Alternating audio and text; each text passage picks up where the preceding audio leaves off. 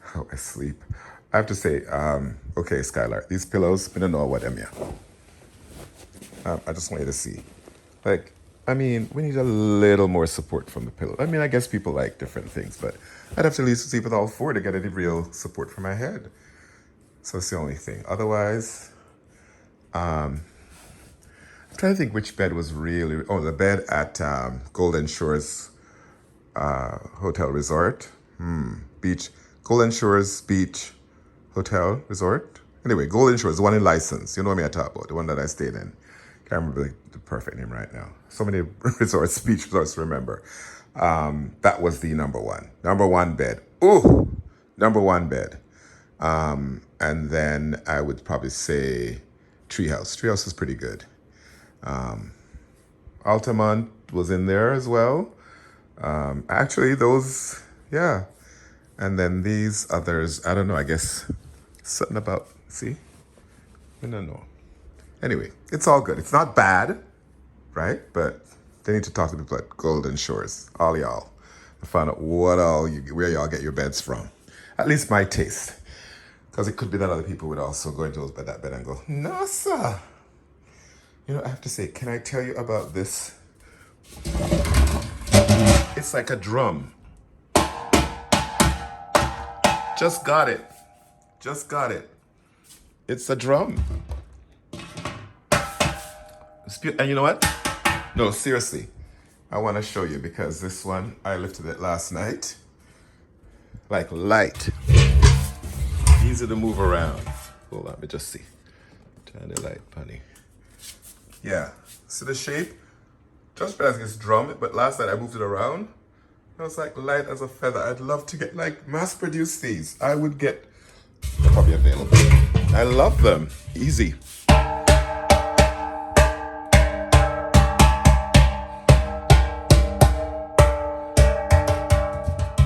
It's got all the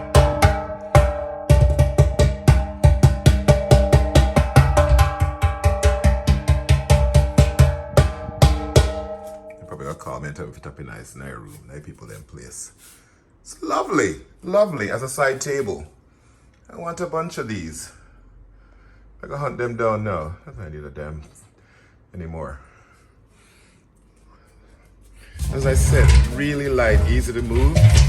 You can see, right? Love it. I asked them if them who met them and maybe they're somewhere around and I can order one for something. Ship it back to Toronto. Cute. Yeah.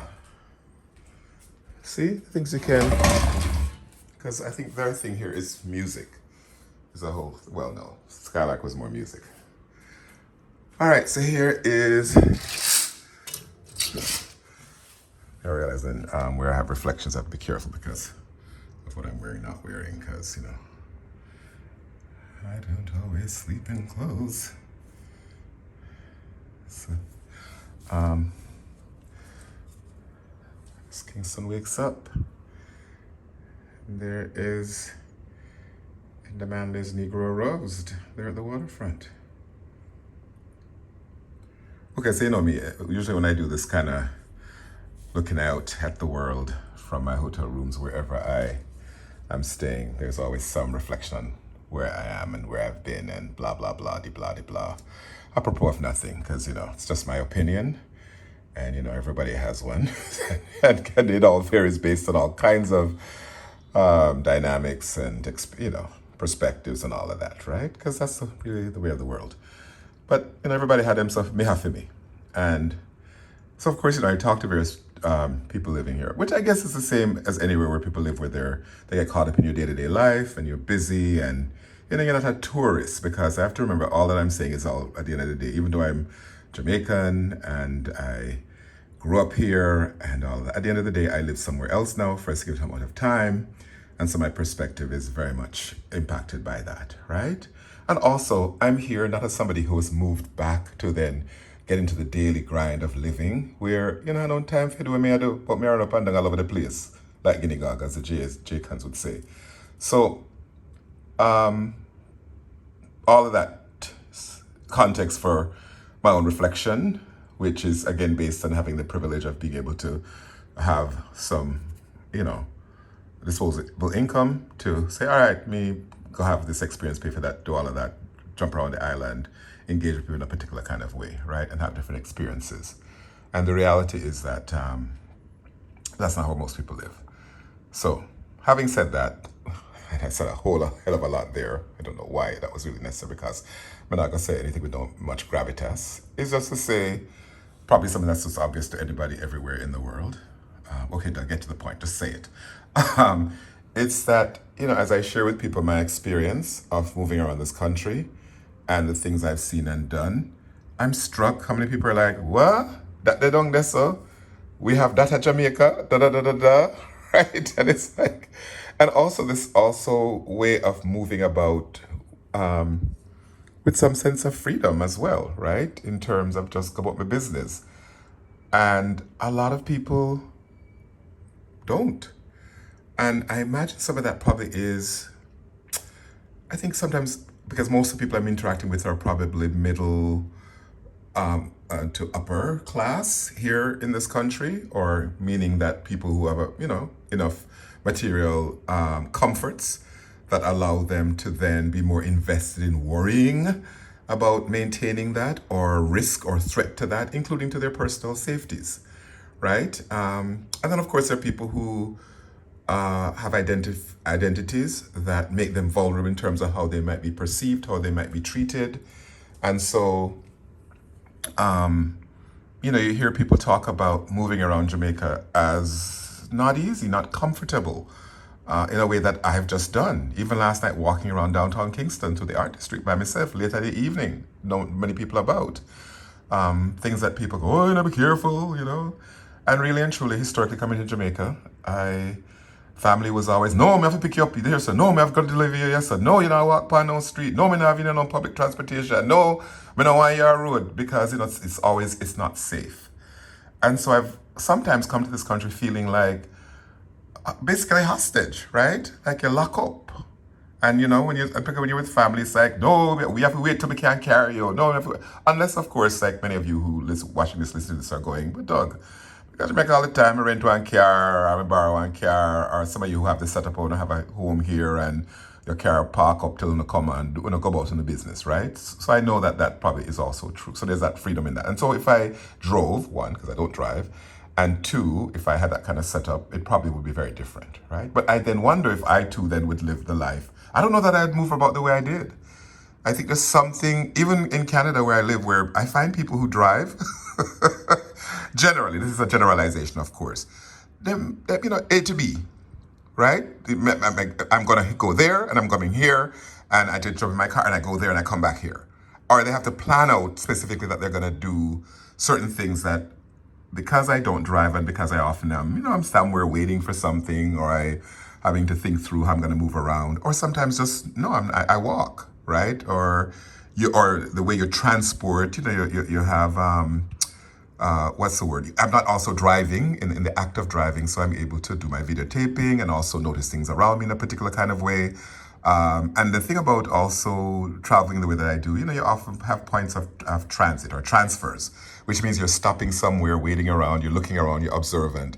So there's a whole other way of navigating, right? So I think if I did have the setup where I did drive and did have my own vehicle and move around in a certain way, I still don't know that I would have the experience that I have the way that I do, right? So I'm saying all of that and all of blah, blah, blah, blah, because yeah, I've been struck at how, you know, and I mean, maybe it's just is what it is because, as I said, you know, people traveling in a particular way in Canada, where I am just there working my ass off and, you know, doing family things and, you know, other things that are very personal in terms of how you live your life or have time to live your life. It's not a focus like this where I'm running around, you know, it is about running around and I had a plan to see what I wanted to see, right? So very similarly, because I don't know half of Canada, I don't know half of this thing we're going and, you know, Canada, I mean, Jamaica is big, but Canada is big, like, you know, like what, a million times larger than Jamaica probably. And so, you know, the nuances of even the look of Toronto, even Ontario, the province. So yeah, but you know, I don't know if anybody made sense of any of all of that. And I don't know why I always am in the mood to talk so first in the morning. the poor partners and lovers I've had who have had to wake up to me blah blah blahing. I remember I had one partner who was like, Lord God, you wake up noisy. And it's true, because him wake up and him meditate and pray and zen and stretch and yoga and don't want to chat to nobody for like 1 or 2 hours. And no device is on. Whereas I'm Mr. Oh, turn the TV on. Oh, turn to pick up my iPad. Or go on Instagram, YouTube, blah, blah, blah. And I'm ready to chat. So here I am.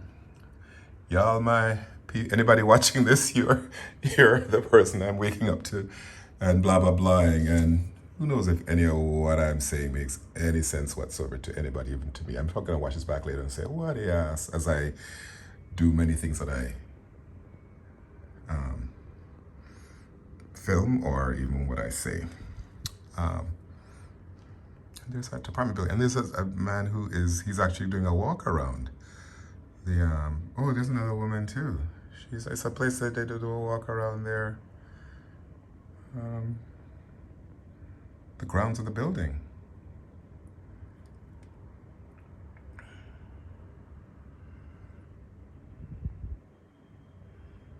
It's about 7, so I'm approaching 7 a.m. now. I've been up for a while, like 4 something. It happens here. I wake up, I swear, I go to bed at 9, 10. And even if I end up going to bed a little bit later, I still wake up early. I tend to wake up early anyway, but then if I don't have to get up, even back in Toronto, I always roll over about 3 in the morning, 4 in the morning, then I usually find it hard to go back to sleep. But that's why I also end up on devices and chatting away, even though when I have a partner or smiling on my bed, I guess more activities happen that I do then sleep. I sleep till sensible time of the morning. I have to get up, sometimes oversleep. All right, that's probably more than you needed to know. So, other things I would say is in the context of what I was doing, I had an enjoyable time. I had an enjoyable time. And I know it's privileged in terms of 1, having the time, 2, having the financial resources, 3, having the grace and generosity of the people I've encountered.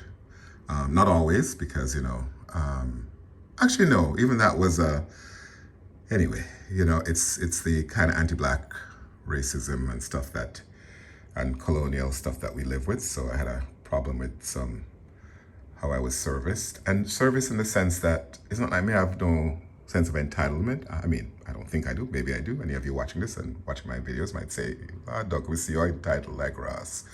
But, in the context of the fact that I'm in an environment where it is about service, and particularly where white people around me are being served in ways that I am aware that I'm not being served or engaged with, and very triggering. So, and it was also just unacceptable. So I did file my complaints and had a fairly affirming response in terms of, yes, we will deal with that, and I really apologize that you had an experience, and and we have to work on that in terms of whatever attitudes.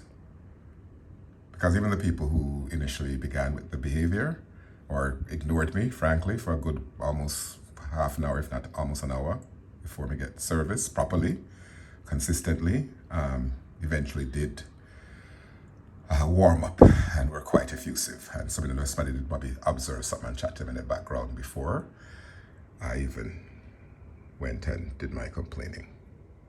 But otherwise, yeah, she come back already. I saw she walk fast. Lord, she must see a shortcut, because my man don't come back round yet.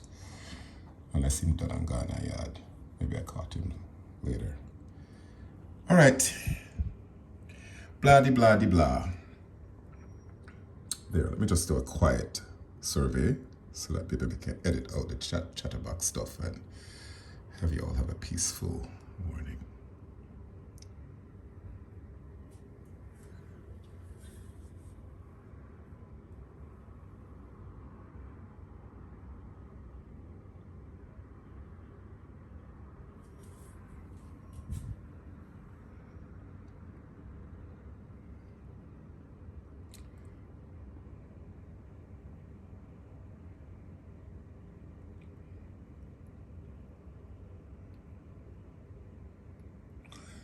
down here in downtown Kingston where people not come because supposedly it's not safe. But the gentrification is beginning with hotel properties like this and the art scene that I think has actually always been evolving here because the gallery's been here, the institute has been here, the library's been here, businesses have been here, Jamaica's been down here, the jewelry stores have been down here. So things are there, but somehow I guess people not live down here. People never stay down here. So except for this, as I said, there are these apartment buildings that have always been down here, and they look fairly, you know, affluent, at least ascending to me, adjacent. So yeah, but then I guess just a little bit, maybe it's just this area because it's a little bit above here. Then it's some, you know, neighborhoods where material conditions are not the same, and so, and I think, and things have happened. So,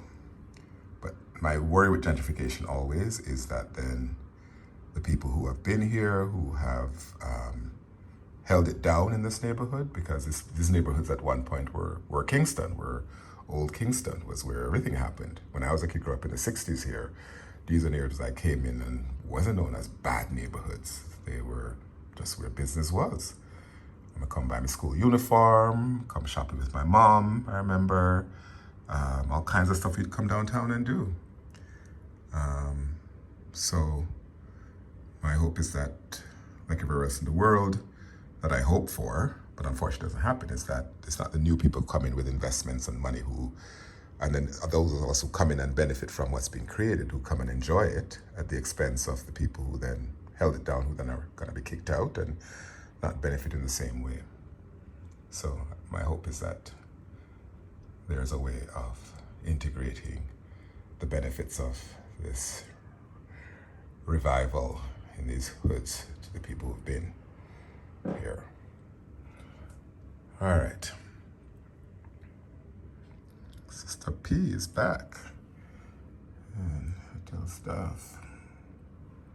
I know, it's still accessibility. I swear, accessibility I've noticed in this country, consistently everywhere I go, ramps, like all kinds of thought about people who are differently abled, right? With disabilities. So kudos. Yeah, you can teach people a few things or two.